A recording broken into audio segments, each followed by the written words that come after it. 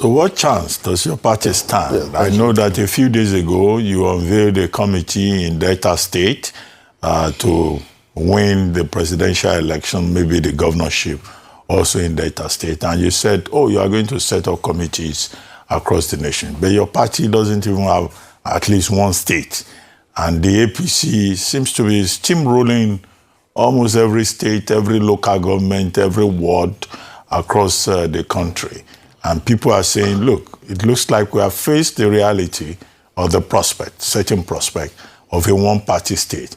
And yet in ADC, you are still soldiering on when it looks like, even at this moment, 2027 election will appear to have been won and lost in favor of the APC. What do you say to that?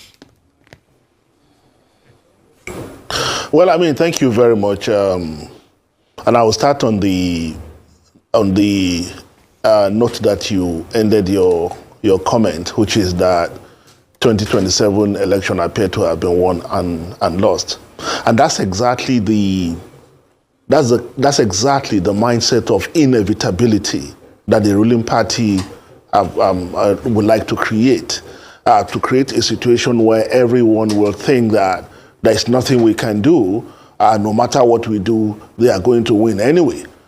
That's exactly the kind of mindset they are going to create. But if you are familiar, of course you are, with Nigeria's recent political journey, you recall that as recently as 2007, PDP controlled 31 states out of 36, leaving only maybe 4 states in the north and Lagos State. But you recall that the election of 2027 still had to be heavily rigged. It was one of the most discredited elections in Nigerian history.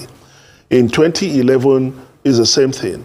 Despite the overwhelming control that the PDP had across the country, they still had to massively rig those elections by popular reports. So what we are saying is just a case of history repeating itself. We are not surprised. You say we don't have any governors. No, we don't have any governors because these governors that are joining the ruling party are not doing so because they are convinced about anything going on in APC. They are all pandering to one vulnerability or another, or looking for easy way out. It takes conviction, it takes character, it takes courage, it takes belief in the nation itself for you to join the opposition party even while you are a sitting governor. And that's what this individuals lack, and it's easy for them to go and join the. But we are not bothered about that. The ruling party or the president may have succeeded in bringing all the governors to their side and uniting all the governors under their party. But what about the people? Have they been able to unite the people? Let's take North Central, for example, Benue, Plateau, and all that. They are able to get the governors of minus Plateau. Maybe it's still warming up, But what about the people? Will they be able to convince the people that they actually represent the best option for them? That is the task that they will not be able to do, because every Nigerian today understand what is going. You cannot. No amount of whitewashing can remove the reality that Nigerians are confronted with, and that is where ADC's strength comes from. To continue to appeal to the people, to continue to position ourselves as the only alternative to the ruling party and what they have done to Nigerians in the last 3.5 years or so. You said I was in Asaba a couple of days ago. That's the 28 states headquarters that ADC will be unveiling within the 5 months that we are in power. We have come on board as an opposition political party without a single political office holder, propelled only by the enthusiasm of Nigerians who are committed to seeing democracy survive in the country. All right. Okay, thank you, Mr. Abdullahi. Now, if I look at the ADC, I would compare it to the Labour Party in the 2023 elections, which was considered to be the third force. They came and they're meant to be like the game changer, the third force that upsets the status quo between just the APC and the PDP. But we see just 2 years down the line that the Labour Party cannot stand strong anymore, at least at the moment, with a lot of internal issues, court battles against court battles, factions and factions. What are some of the lessons that the ADC can pick from that experience, or perhaps even what do you plan to do differently if you do emerge as a third force or even overtake the PDP as the main opposition party in Nigeria? Well, I mean, currently, I think we have overtaken PDP because, like I had Dr. Abati asked Ini, which PDP are you talking about? Is it this PDP or that PDP? So today, the de facto opposition party in Nigeria is already the African Democratic Congress.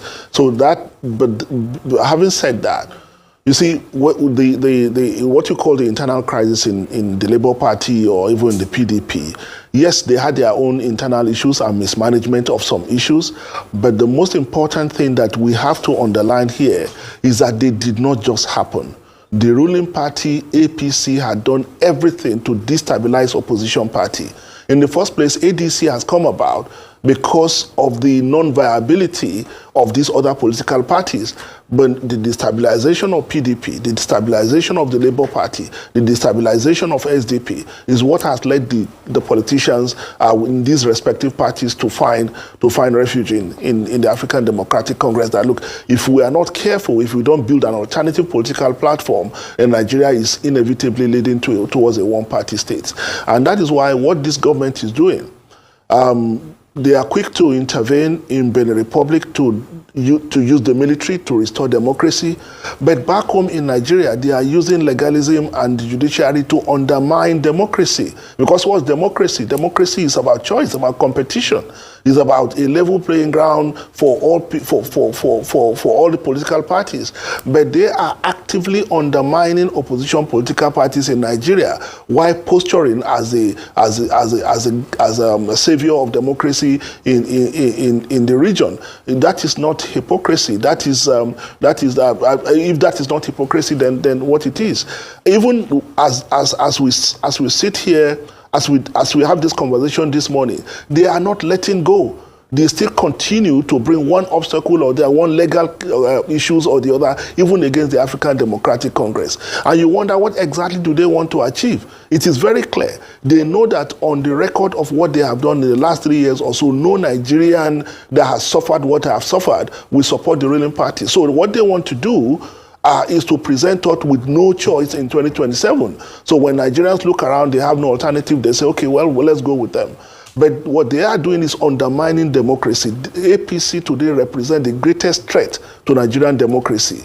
You know, so because what they are doing, a couple of days back, some people came aboard and they say, they are challenging, that they are asking INEC to deregister ADC on some funny grounds. But we know where that is coming from. The individuals involved in that, we know them, we know who they work for. Okay. You know, so this is a thing that that we have to solve.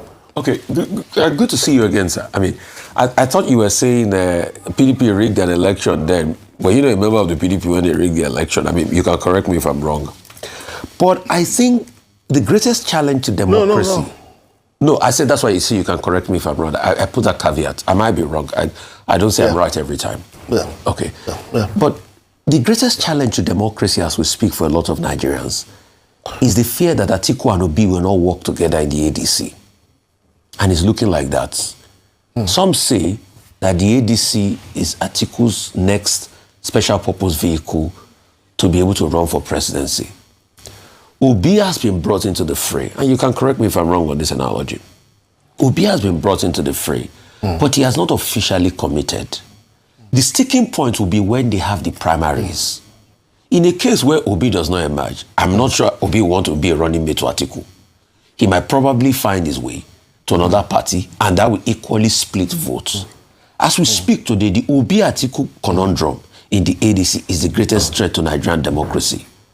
Analyze and infer.